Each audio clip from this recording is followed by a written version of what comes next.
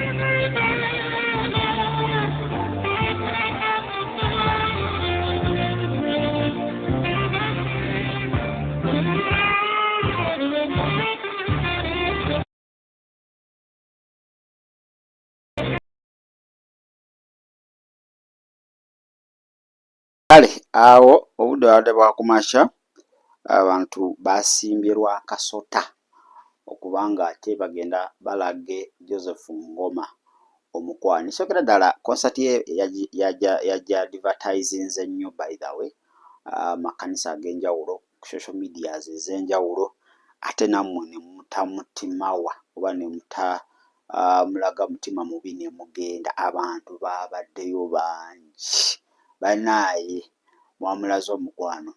Nze ndabye gospel concerts nnyingi, naye ate eyo yo bannaaye yakutteyo ng'enjogera ennaku zino. Kale ate obuzibu bwe tugenda okufuna abakoppi, omuntu ajja kuvaayo akoppe kimukube, okitegeera, oba buli kintu kiriko ekisa kyakyo. Nzimanyi oba ontegeera. Abakoppya we bagenda ofiira. Apa Joseph Ngoma yakikubye, nange kantegekeyo ki, kantegekeyo concert, naye nga gwategeka concert n'ennyimba zo tetuzitegeera. Naawe kennyini aziyimba tomanyi biki biri, tomanyi namakulu gazirimu. Naye Joseph Ngoma ono y'omu ku bayimbi mu Uganda Mukama baabawadde ekisa, era abayimbye ennyimba ng'enjogera y'ennaku zino egamba eziriko amazima. Ennyimba zo ziriko amafuta tosobola kuba nga ate oziyisaamu gangege.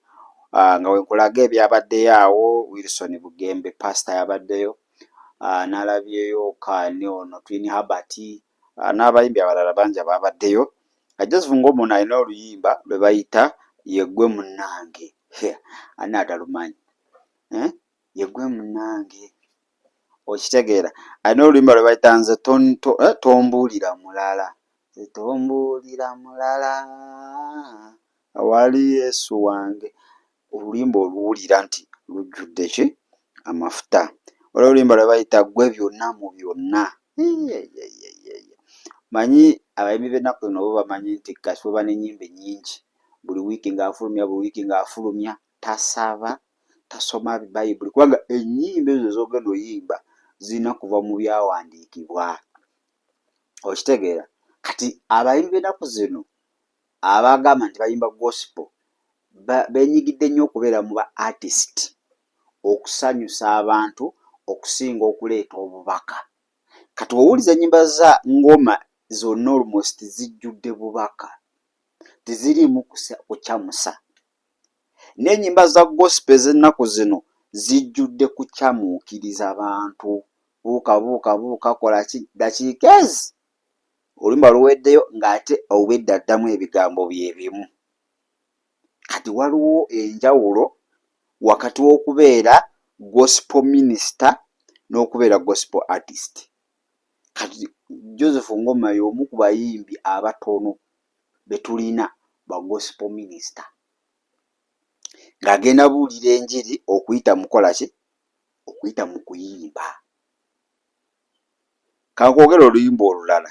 Alina oluyimba lwe bayita Nteeseza Mukama. Mukomeewo, weebale nnyo Mukama, twabula, tosala musango,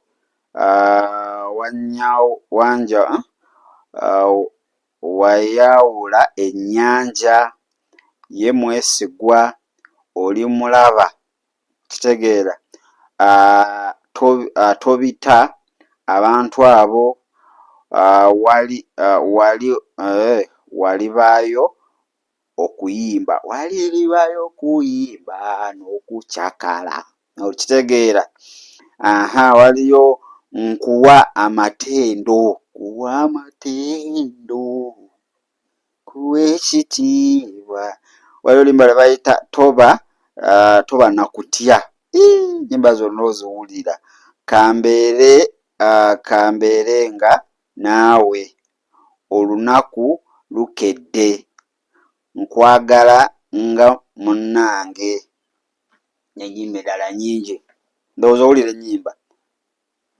Bubaka, si nnyimba buyimba, wabula bubaka. Kati kyekizibu kye tulina abayimbi b'ennaku zino, balina gayimba, temuli message wadde bidongo. Ng'olimba osobola n'oluteeka mu ssabo n'emmandwa n'azina, osobola oluteeka mu bbaala ne bamalawo endeku ne basibamu endala. Kati lusobola nabaleetamu ka conviction wadde. Nnyimba z'ennaku zino tagawalampa muntu yenna, naye amazima waliwo abeeyita mu bayimbi ba gospel naye ng'amazima ba artist bakyamusa. Nakola vidiyo n'agyoneramu obukadde 4 naye nga vidiyo w'ogiraba temuli makulu. Vidiyo nesobola kubeera vidiyo n'oba ogitaddemu sente meka naye nga message eri mu luyimba temuli makulu. You are wasting time. So bannaaye, ekyabaddeyo kyabadde kissa kinegula. Abaabaddeyo mukulike eyo. Abataabaddeyo ffe twabatuusizzaako dda mu bufunze biki ebyabadde e Lugogo Cricket Oval olunaku olw'ejjo.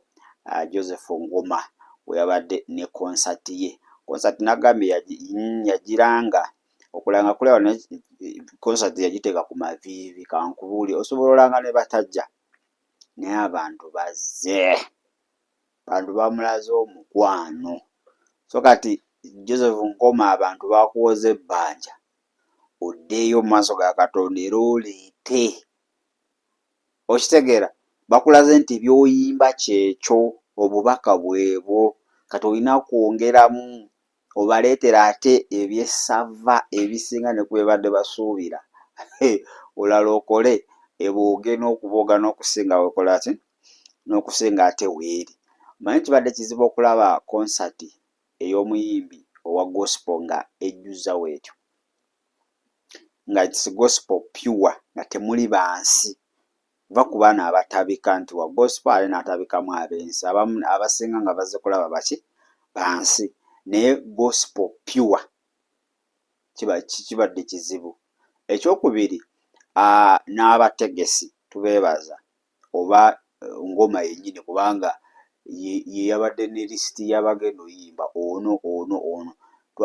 Tumwebaza nti twalabye at least ekifaananyi ekisinza Kristo nga kivaayo.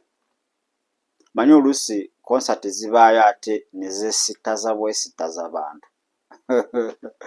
Emyenge ne gyefuga, abayimbi ab'ensi ne beefuga bupodiyamu. Okitegeera, omuntu ne yeebuuza nti twabadde mu kusinza Mukama kuba it's not all about the concert. Muba mutegesa olukuŋŋaana olw'okusinza Katonda. Ekyo kyabadde kiro kya kusinza Mukama. Mukama n'amuwa obudde obulungi weather nebanga eri nakubenga ekintu Mukama akirimu naye Katonda nga byokola tabiriimu neguba gubadde guwaka bulungi n'obala lw'otaddeyo oyinza otonya nowejjusa n'okwejjusa n'okana esinga nataddeyo lwakusande ate nga olw'esande nowokitekeera ebibadde ejja kutonya. So bane mwebale nnyo mwebalege okubanga ate mwagenze ne muwagira owammwe kyo kizaamu amaanyi kubanga muna abayimbi ba gospel bano abamu oluusi ekibatwala mu nsi tetubawagira ekyo ag'amazima tulina ogwogera.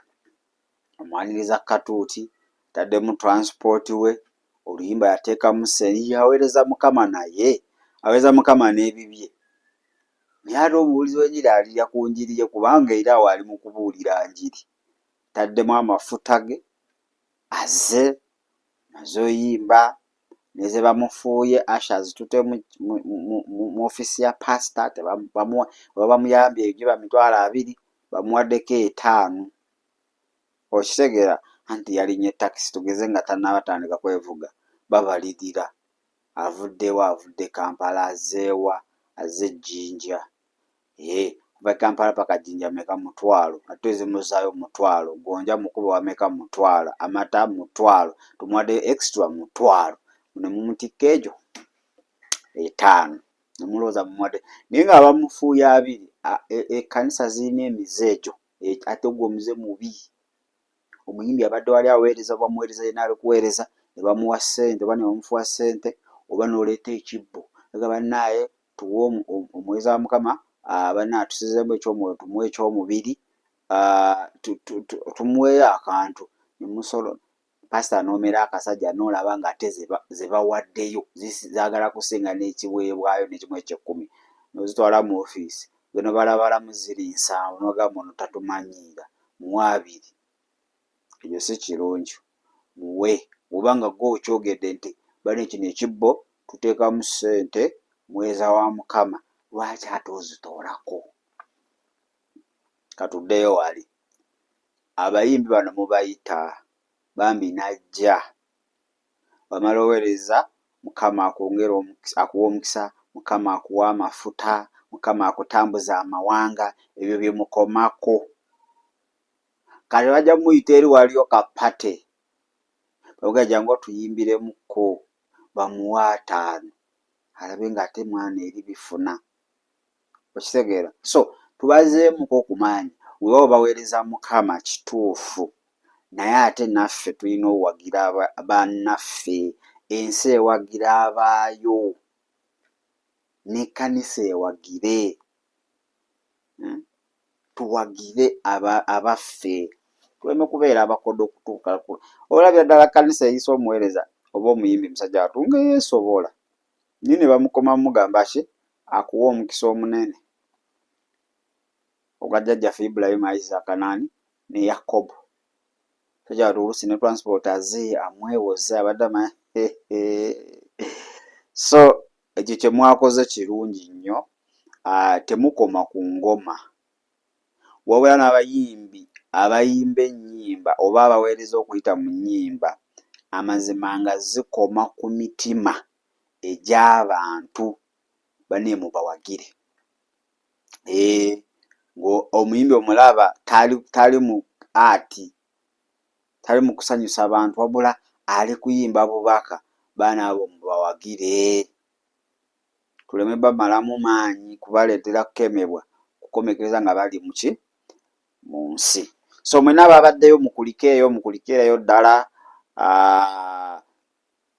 Mukama tumwebaza obudde bwabadde bulungi abayimbi bayimbye bayimbi bamwe bemwagala kintu kyatambulidde malidaadi saana okusinziira ate nga omuteesiteesi we yakoze eki we yakibaze so ffe tetwawuliddeyo ku buvuyo buli awo nga ebitera okubeera mwoyo wa Mukama yabadde mu control ate nsuubira nti n'okusinza okwo waliwo yavuddewo nga tanyumiddwa bunyumirwa wabula ate akozeemu ate okumenyeka mu mutima naye n'ekirala nti bannaaye tukolengako olutakko olwo abategeka ebyevvulu abategeka konsati z'abalokole muganda wange Joseph Ngoma n'abalala konsati webeggwa tukolengako olutakoolo kuba ekigendererwa kya konsati eyo si bantu kujja buze ne banyumira ne bagenda oba kutuwagira kyokka, wabula main purpose kununula myoyo gy'abantu koma ku mitima gyabwe tukolengako olutakoolo nga konsati eggwa. Ekyo kijja kukola amakulu, kijalaga nti obadde toli ku bya ssente nnyo weewaawo ozeetaaga, obadde toli ku birala, wabula main purpose yo ebadde kununula ki mmeeme, era tulabe nti banna abantu bazze era obwakabaka bwa Katonda bwafunyeyo abantu 15. Kuba Bayibuli teyogera ku bantu 1,000, etandikira ku omu, nti omuntu omu omwoyo gumu kasita gukkiriza Kristo muggulu w'abapate, okitegeera tugenda okudda ewaka nga muggulu embuutu zikola ki zikuba bukubi. Naye kiyinza obutakola nnyo makulu kasita tukomekereza konsati eyo nga tetukoze olutakoolo. Tuyinza okuba nga ekinyusi kyennyini, kubanga kyekyo kyekinyusi, ekinyusi kiba tetukijjeeyo bulungi. So mbadde nsaba abatakikola mukikole, abakikola ate mwe Mukama abawe eki abawe omukisa. Awo oba ng'ogenze ku crusade, by the way, ekyo temwagenze just kulaba bayimbi, that is mwabadde muli mu kusinza Mukama okuyita mu kiro, okitegeera. So bangi abakomebwako, ennyimba ezo ezayimbiddwa ezimu bannaaye, ennyimba zikoma ku mitima gy'abantu. Kati oyimba olumala ga bannaaye ani ayagala okwetwalira Kristo ng'omulokozi we. Kati abalima ne minded tebajja kikola kubanga jagamba olala tebajja kujja. Naye gwe ekigenderere kyakola eyo konsati tekyabadde ssente zokka, wabula kuwanika bwakabaka bwa Katonda. Ate engeri emu gye tuyinza obuwanikamu yeeyo nti kino kye kirungi ekisanyusa mu maaso ga Katonda omukozi waffe okulaba abantu bonna nga bakoze eki nga balokose ate ne batuukira ddala ku kigera eky'okutegeera amazima. Era nange bwe nkikola bulijjo bwe mba mmaliriza ate vidiyo yaffe gamba Yesu nkwebaza olw'obulamu bwange kubanga onkuumye amazima, kibadde kisaakyooza okubeera omulamu. Mukama nzikiriza okuwa obulamu bwange bubeere omulokozi era mukama waabwo, omusasiro obutali butuukirivu bwange, naze n'omusaayi gwo ntukuze okuyita mu Kristo Yesu omwana wa Katonda abeera omulamu. Buli atulaba n'addamu amiina era amiina nnyo ddala. Kale lowooza kanetoolemuko katono wenkomawo maama wa tumwalabye maama wa Joseph Ngoma yayanjudde maama we gwe enduulu bambi neekola ki, enduulu neesaanikira lugogo. Leka tukomewo. Weebale kulaba There is Still Hope. Okumanya ebisingawo tukubire ku 0752 34 14 47 oba ku 0761 08 83 15. Osobola n'otufuna ku email eya tshitv74@gmail.com. Eno ye There is Still Hope, channel y'essuubi.